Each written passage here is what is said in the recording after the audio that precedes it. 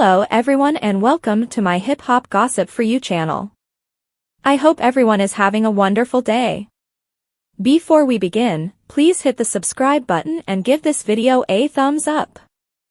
Diddy filed a $5 million lawsuit after an alleged car chase in 1996. Another lawsuit has been brought against Diddy, this time for allegedly leading a group of people on a perilous automobile pursuit to attack a guy in New York City almost 30 years ago.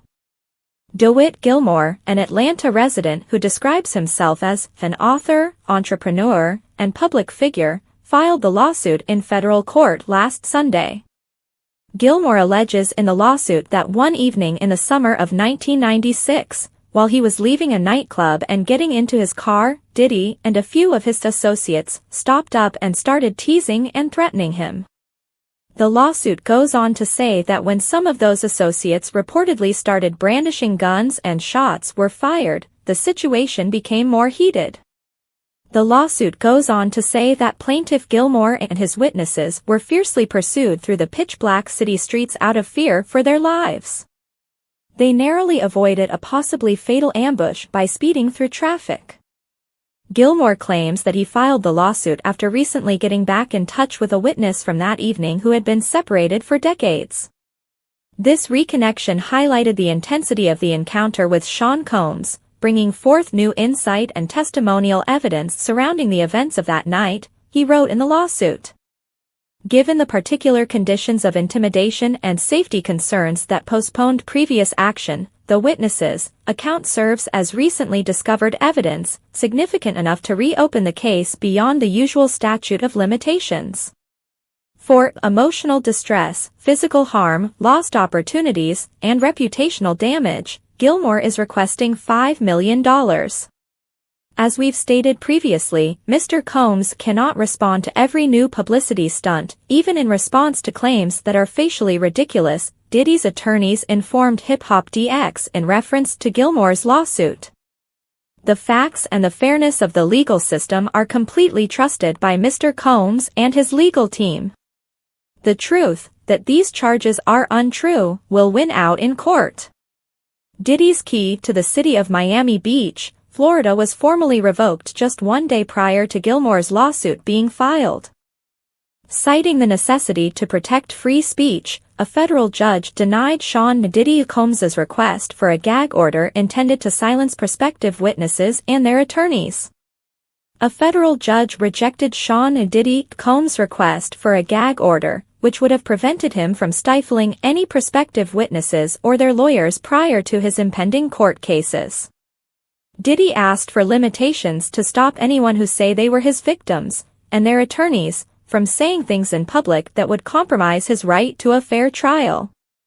Judge Arun Subramanian, however, vehemently denied the application, concluding that such expansive restrictions are not permitted by the court's regulations. The government objected to the proposal, describing it as extraordinary and beyond the purview of the law and viewing it as an extreme and uncommon action. Judge Subramanian, who based his ruling on well-established legal precedents, clarified that local laws do not permit extensive speech restrictions that may silence possible witnesses, some of whom have not yet been named.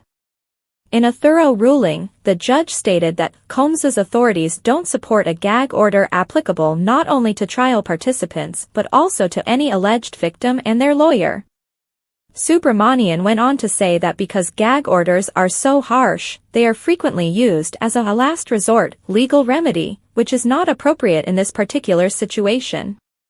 As stated by Subramanian, before imposing a restraint on speech, less restrictive alternatives must be considered and rejected. In support of the gag order, Diddy cited a number of court rulings, but the judge deemed these to be insufficient. Subramanian viewed the move as going too far because it was said to have a too broad reach, treat witnesses and their lawyers identically, and perhaps affect other connected judicial actions.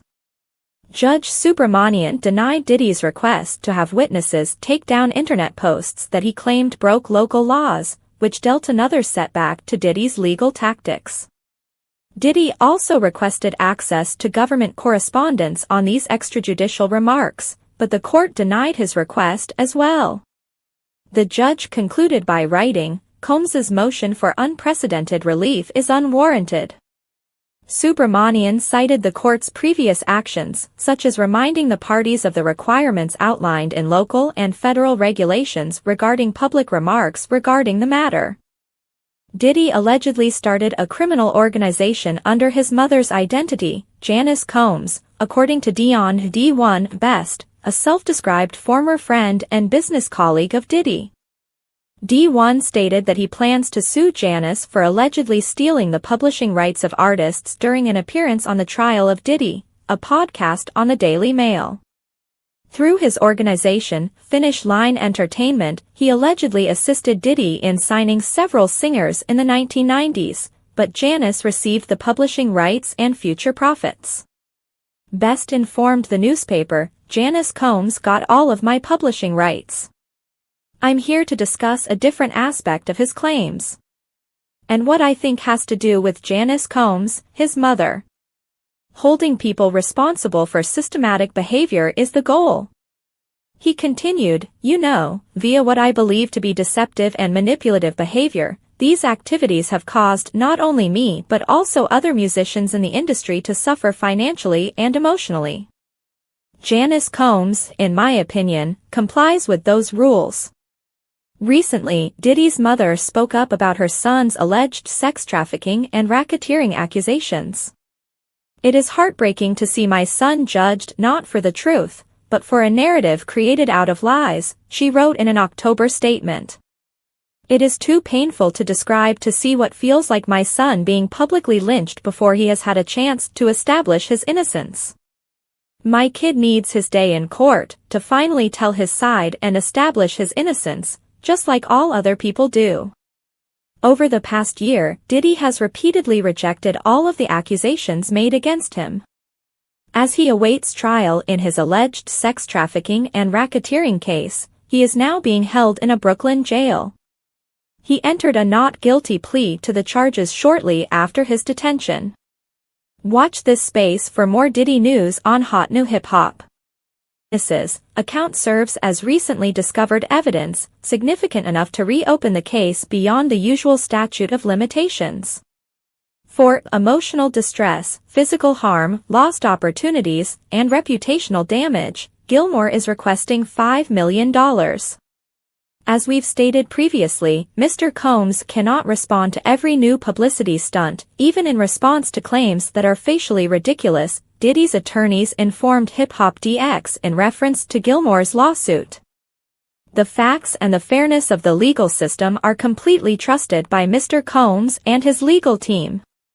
The truth, that these charges are untrue, will win out in court.